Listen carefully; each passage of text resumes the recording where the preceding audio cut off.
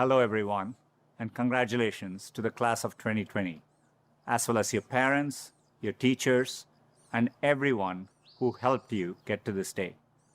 I never imagined I'd be giving a commencement speech with no live audience from my backyard, but it's giving me a much deeper understanding for what our YouTube creators go through. And I certainly never thought I'd be sharing a virtual stage with a former president, a first lady, a Lady Gaga, and a Queen Bee, not to mention BTS. I don't think this is the graduation ceremony any of you imagine. At a time when you should be celebrating all the knowledge you've gained, you may be grieving what you've lost. The moves you planned, the jobs you earned, and the experiences you were looking forward to. In bleak moments like these, it can be difficult to find hope. So let me skip right to the end and tell you what happens. You will prevail. That's not really the end of the speech, so don't get too excited. The reason I know you'll prevail is because so many others have done it before you. 100 years ago, the class of 1920 graduated into the end of a deadly pandemic. 50 years ago, the class of 1970 graduated in the midst of Vietnam War. And nearly 20 years ago, the class of 2001 graduated just months before 9/11. There are notable examples like this. They had to overcome new challenges, and in all cases, they prevailed. The long arc of history tells us we have every reason to be hopeful. So, be hopeful. There is an interesting trend I've noticed. It's very conventional for every generation to underestimate the potential of the following one.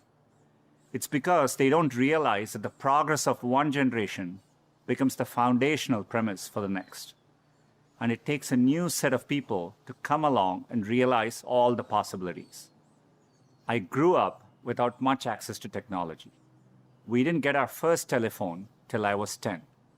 I didn't have regular access to a computer until I came to America for graduate school. Under television, when we finally got one, only had one channel. So imagine how awestruck I am today to be speaking to you on a platform that has millions of channels. By contrast, you grew up with computers of all shapes and sizes. The ability to ask a computer anything, anywhere, the very thing I've spent my last decade working on, is not amazing to you. That's okay. It doesn't make me feel bad. It makes me hopeful. There are probably things about technology that frustrate you and make you impatient. Don't lose that impatience. It'll create the next technology revolution and enable you to build things my generation could never dream of. You may be just as frustrated by my generation's approach to climate change or education. Be impatient. It'll create the progress the world needs. You will make the world better in your own way, even if you don't know exactly how.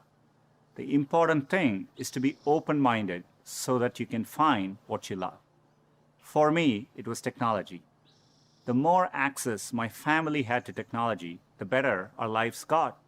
So when I graduated, I knew I wanted to do something to bring technology to as many others as possible.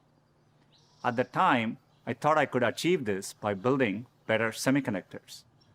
I mean, what could be more exciting than that?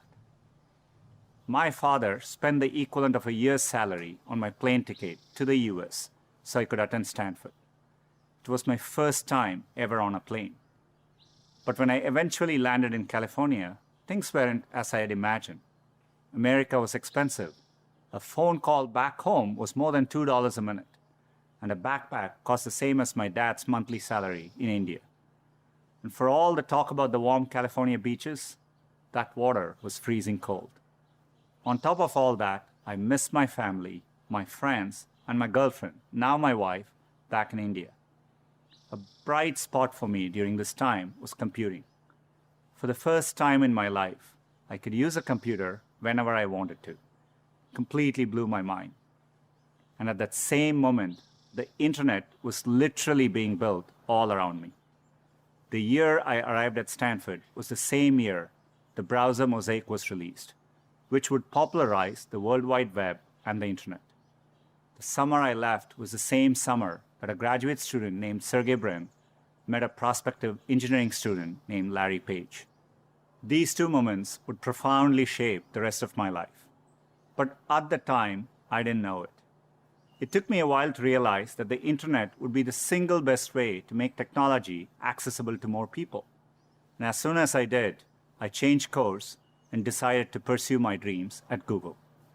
Inspired by the wonder that first browser created in me, I led the effort to launch one called Chrome in 2009 and drove the effort to help Google develop affordable laptops and phones so that a student growing up in any neighborhood or village in any part of the world could have the same access to information as all of you. Had I stayed the course in graduate school, I'd probably have a PhD today, which would have made my parents really proud, but I might have missed the opportunity to bring the benefits of technology to so many others. And I certainly wouldn't be standing here speaking to you as Google's CEO. Believe me when I say I saw none of this coming when I first touched down in the state of California 27 years ago. The only thing that got me from there to here, other than luck, was a deep passion for technology and an open mind. So take the time to find the thing that excites you more than anything else in the world, not the thing your parents want you to do, or the thing that all your friends are doing, or that society expects of you. I know you're getting a lot of advice today, so let me leave you with mine. Be open, be impatient, be hopeful. If you can do that, history will remember the class of 2020, not for what you lost, but for what you changed. You have the chance to change everything. I'm optimistic you will. Thank you.